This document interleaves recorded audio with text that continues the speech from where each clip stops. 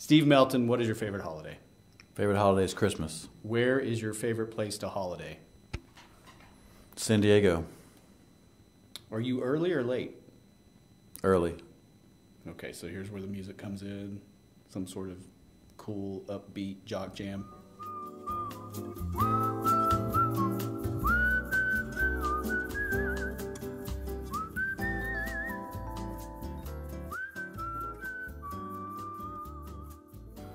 Steve Melton is a church league basketball hustler. Hashtag basketball never stops for this man. But we are here to talk about anything but that, because the only thing worse than hearing about your old man league is hearing about your fantasy league. Melty, thanks for joining us. Happy to be here. When you aren't driving for Uber, you dabble as the producer for Thunder Broadcast on Fox Sports Thunder. I've got a few lines here for you, free for the taking. Feed them to your talent if you like. Up to you. Sure. Side note, I think I created the word pick six on a touchdown return when I was a sports anchor in Denison, Texas. I never heard that, but I'll believe you.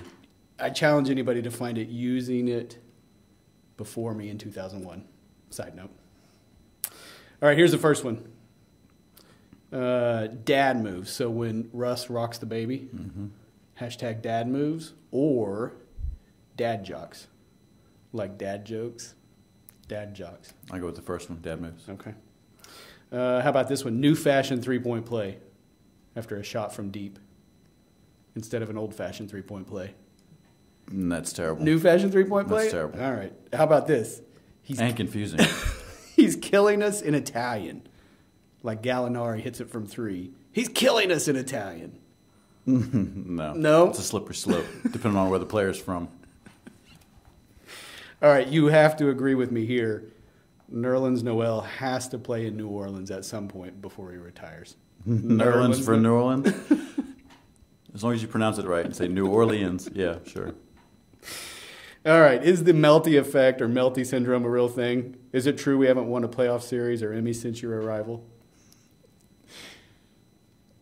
It is true. That's true? We haven't won a playoff series or an Emmy? Oh, sorry.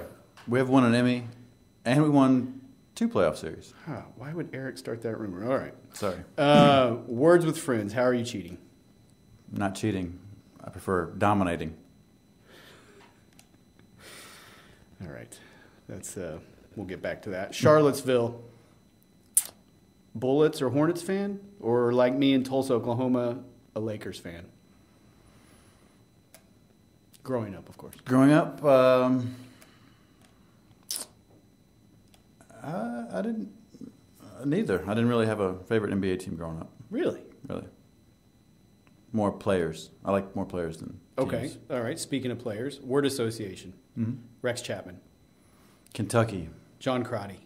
Virginia. Chris Corchiani. NC State. And also, he was in the backcourt with Roddy Monroe. Tom Gugliotta played at Fire Ice and Bread. My younger brother used to refer to Gugliotta as Bread for some reason. I like it. All right, one more. Billy McCaffrey. Duke and then Vandy. Okay, you were wrong on all. The correct answer was Gritty Gutty. That's what we were looking for. Is that right? Gritty Gutty, yeah. For McCaffrey? For all of them. Oh, yeah, okay. Yeah. Okay. Okay, here's a new game for Season 2.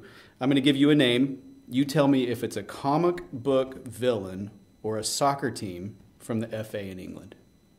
All right? It's one or the other. You ready? Mm-hmm. Omega Red. Soccer team. Comic book villain. Okay. Blackpool.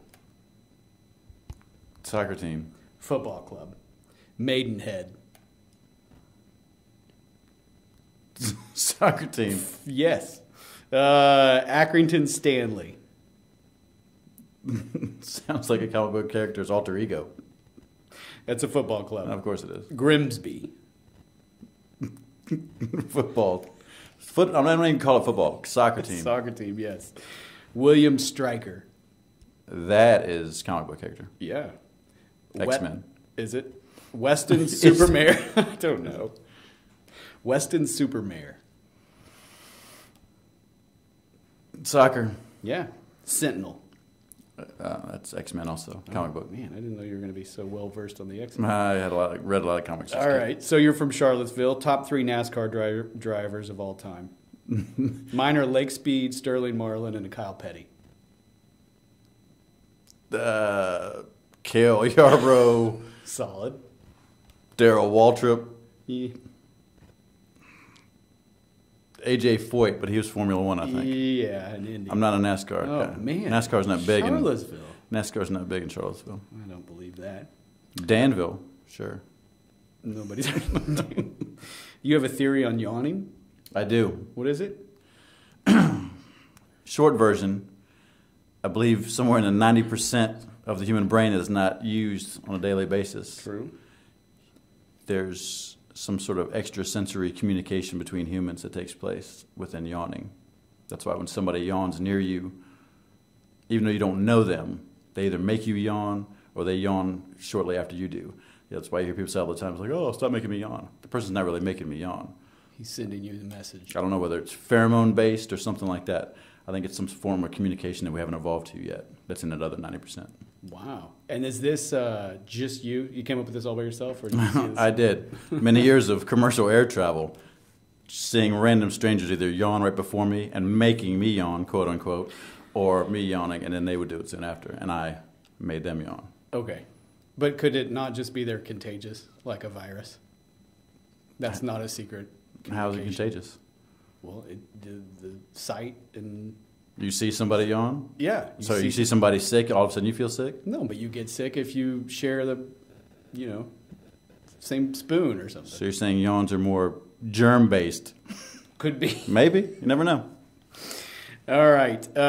Special thanks to Anthony Mount today for being my co-host. If you know Anthony, you know how hard it was for him to sit here and not say a word. Follow Melty on Very Instagram hard. if you love the basketball. Thanks for joining me today on Anything But. Steve Melton. And remember, kids. Be what you want to be, no matter what. Is that Rihanna? No. Oh. All right.